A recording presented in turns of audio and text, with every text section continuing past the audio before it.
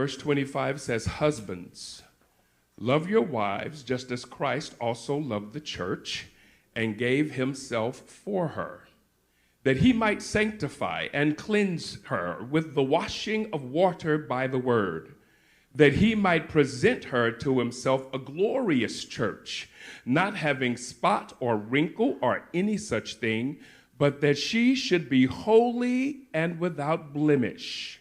So husbands ought to love their own wives as their own bodies. He who loves his wife loves himself.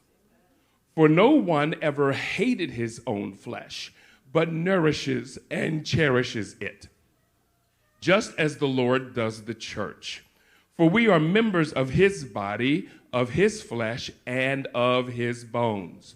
For this reason, a man shall leave his father and mother and be joined to his wife, and the two shall become one flesh. This is a great mystery, but I speak concerning Christ and the church. May the Lord add the blessing to the reading, the hearing, the application, and the doing of his word. Amen. Amen.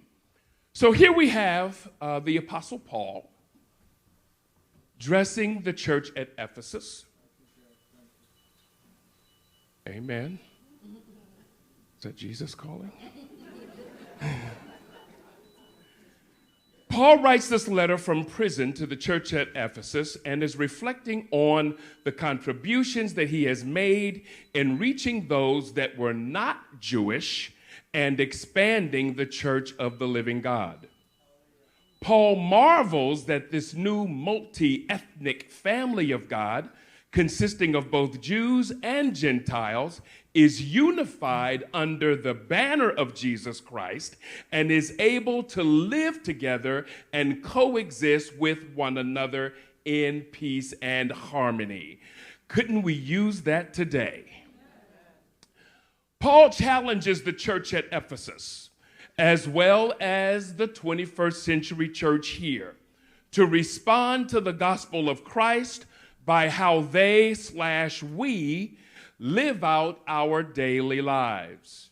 He challenges us in chapter 4 to take off the old man, take off the old self, take off the old nature that is corrupt and deceitful, that is corrupted by deceitful desires, and to put on the new man, the new self, the new nature that is created in God's likeness, in righteousness and purity and truth.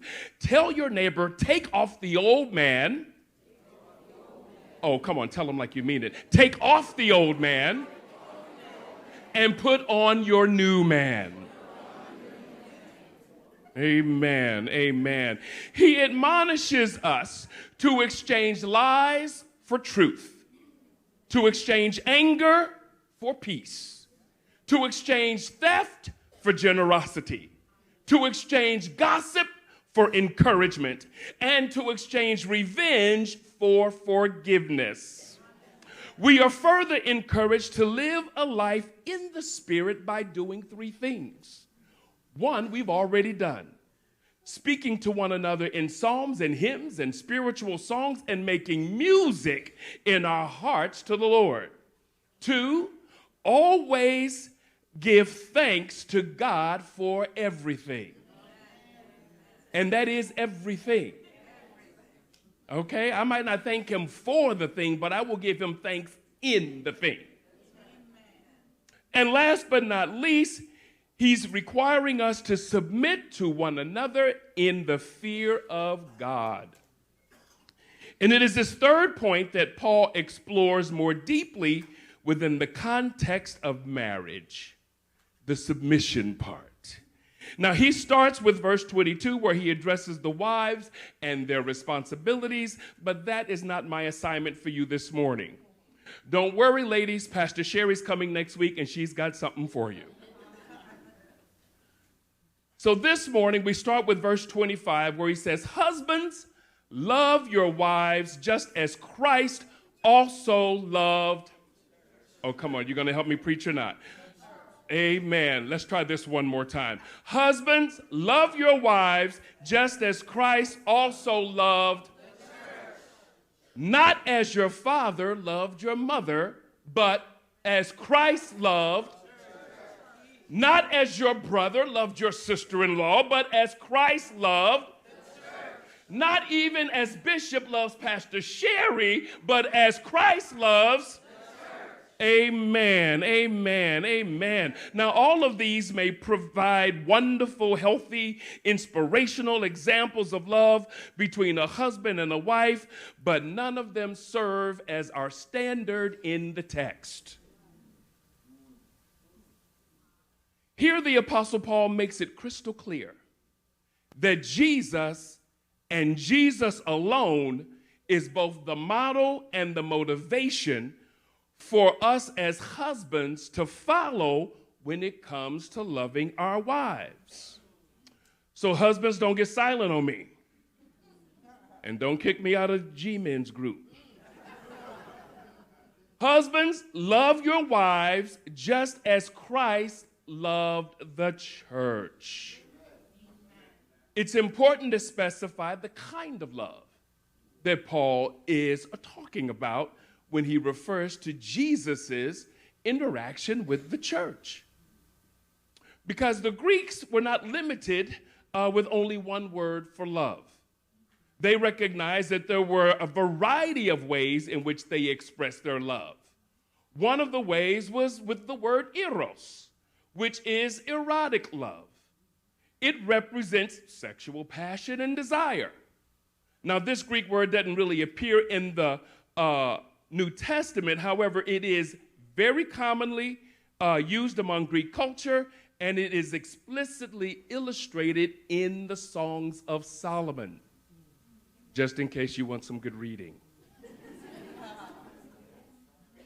It carries the notion of falling madly in love with someone.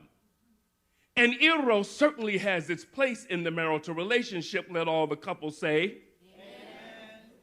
But a successful marriage means that after you fall in love, you better know how to get up and walk in love.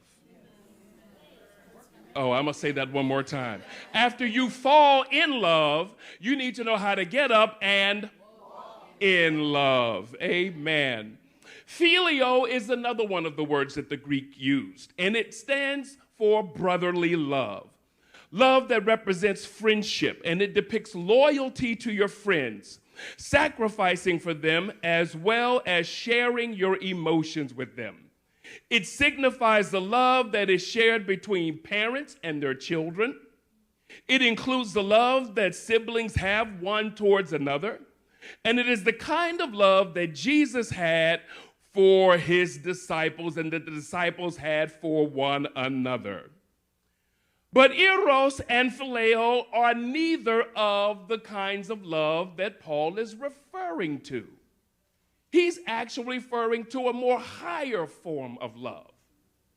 Many of us know this term. It's called agape, or agape, depending on what part of the country you're from. And it stands for unconditional love. It is selfless and unconditional. It is immeasurable and incomparable.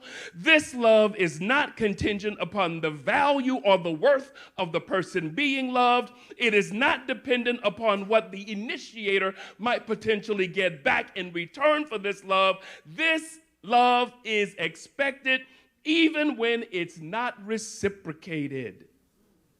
This love is without condition. So it's not me loving you because you first loved me. This love is without judgment.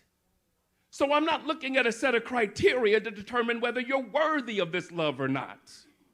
This love is with no strings attached.